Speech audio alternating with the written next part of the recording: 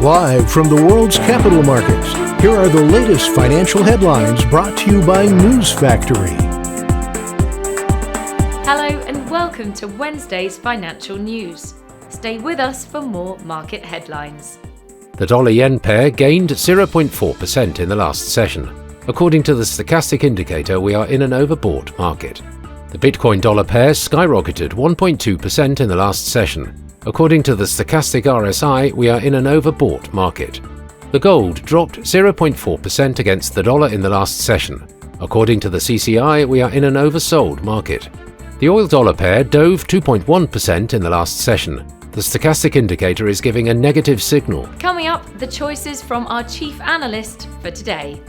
Crude oil on stationary tankers has reached around 129 million barrels as of the end of last week, the highest floating crude volumes since October 2020, new data showed. Japan will take appropriate steps to cope with excess volatility in foreign exchange markets, Finance Minister Shunichi Suzuki said in his latest warning against the yen's rapid fall against the US dollar. Binance has elected to go the opposite way of delisting privacy coins in Europe. The development has happened post-improving operations to follow local guidelines.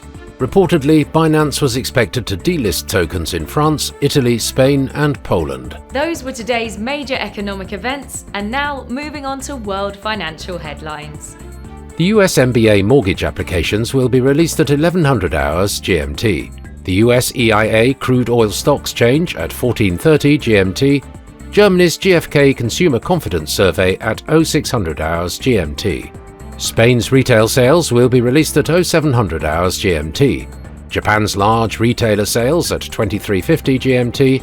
Japan's retail trade at 2350 GMT. We hope that you've enjoyed Wednesday's market outlook. On behalf of all of us here, we wish you a productive trading day. Be sure to join us tomorrow morning for the latest news and events from the financial markets.